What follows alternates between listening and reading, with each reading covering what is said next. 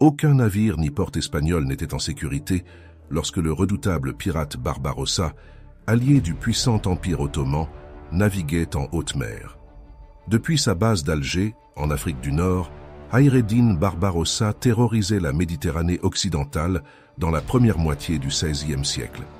Il détourna sans crainte des navires et pilla des ports, chargeant ses galères de pirates de vastes réserves de trésors et de prisonniers destinés à l'esclavage.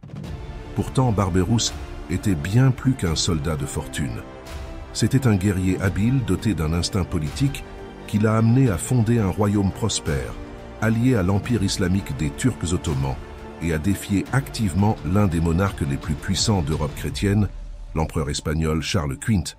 Cependant, Barberousse a connu des débuts modestes.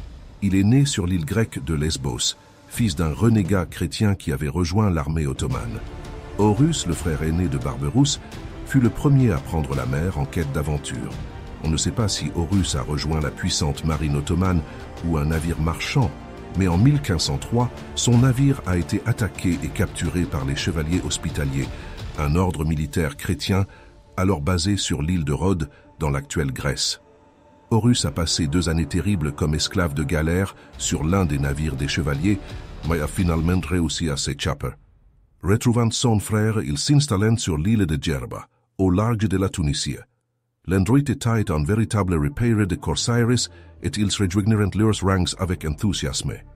Les frères ont découvert qu'ils avaient un talent pour le piratage. Leurs attaques contre les navires chrétiens, notamment espagnols, leur rapportèrent d'énormes quantités de butin et attirèrent l'attention de l'émir d'Alger, avec qui ils s'associèrent. Bientôt, ils commandèrent une flotte d'environ une douzaine de navires, qu'ils utilisèrent pour lancer des attaques audacieuses contre les bastions espagnols en Afrique du Nord. C'est en attaquant l'un d'entre eux qu'Horus perdit un bras à cause d'un tir d'un ancien mousquet appelé arquebuse.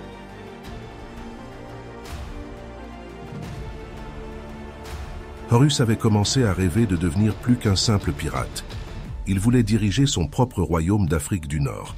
Sa chance se présenta en 1516 lorsque l'émir d'Alger lui demanda son aide pour expulser les soldats espagnols du Peñon d'Alger voisin, une petite forteresse insulaire.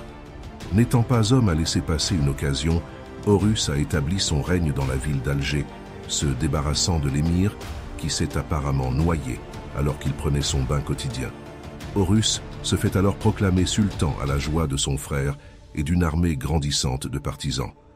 Horus s'empara rapidement des villes algériennes de Ténès et de Tlemcen, créant ainsi un puissant royaume nord-africain qui menaçait et défiait l'autorité du roi Charles, à quelques pas de là, en Espagne.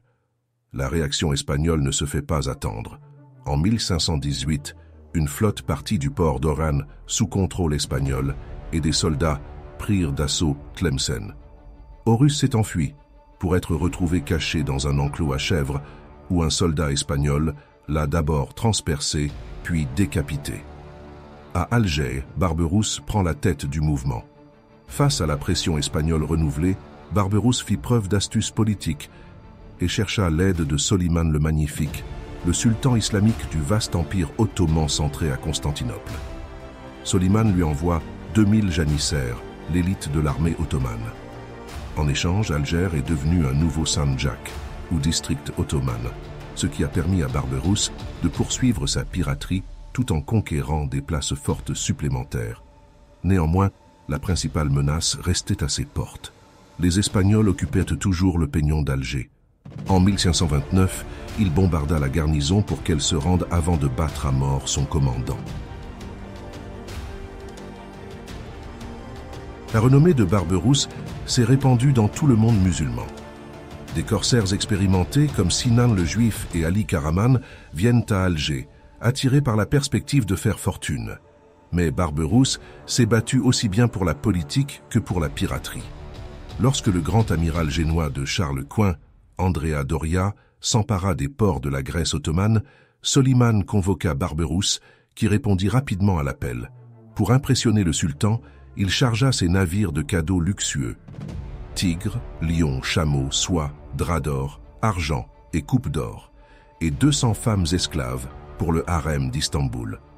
Soliman fut ravi et nomma Barberousse amiral, en chef de la flotte ottomane. Barberousse commandait désormais plus d'une centaine de galères et galiotes ou demi-galères et lançait une forte campagne navale tout autour de la Méditerranée. Après avoir reconquis les ports grecs, la flotte de Barberousse terrorise les côtes italiennes. Près de Naples, Barberousse et ses hommes tentent de capturer la belle comtesse Giulia Gonzaga, qui s'en sort de peu. Barberousse a même menacé Rome, où le pape Clément VII mourant a été abandonné par ses cardinaux, qui ont fui après avoir pillé le trésor papal. Cependant, ces raids n'étaient qu'une partie d'une stratégie plus vaste, une diversion visant à détourner l'attention du véritable objectif de Barberousse, Tunis. Ça a marché. Il prit le port par surprise en 1534.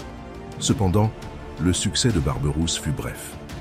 L'année suivante, Charles V envoya une puissante expédition militaire qui réussit à reprendre Tunis après un siège d'une semaine ponctué de combats sanglants. De retour à Alger, Barberousse était intrépide et désireux de se venger.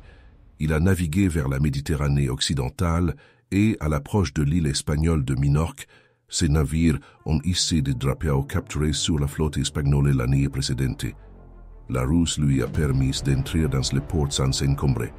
Lorsque la maigre garnison se rendit compte de la supercherie, elle tenta de se défendre, mais se rendit quelques jours plus tard sur la promesse que les vies et les biens seraient épargnés. Barberousse a rompu cette promesse et a quand même pillé la ville, emmenant des centaines de personnes vendre comme esclaves.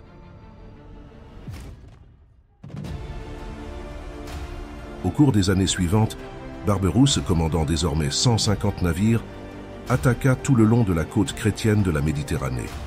En 1538, acculé dans le port ottoman de Preveza, en Grèce, il bat une flotte plus forte commandée par Andrea Doria. En 1541, il repoussa également la grande expédition que Charles Quint menait personnellement contre Alger. Barbarossa s'est dirigé depuis l'Italie vers les ports français de Marseille et Toulon. Il fut accueilli avec tous les honneurs, car la France et l'Empire ottoman avaient formé une alliance, unis par leur rivalité avec Charles Quint. Depuis la France, certains des navires de Barberousse naviguèrent le long des côtes espagnoles, pillant des villes et des cités. En 1545, Barberousse se retira finalement à Istanbul, où il passa la dernière année de sa vie à dicter paisiblement ses mémoires. Il mourut le 4 juillet 1546 et fut enterré à Istanbul dans le Barbaros Türbesi, le mausolée de Barberousse. Le tombeau a été construit par le célèbre Mimar Sinan. Il se trouve toujours dans le quartier moderne de Beşiktaş, sur la rive européenne du Bosphore.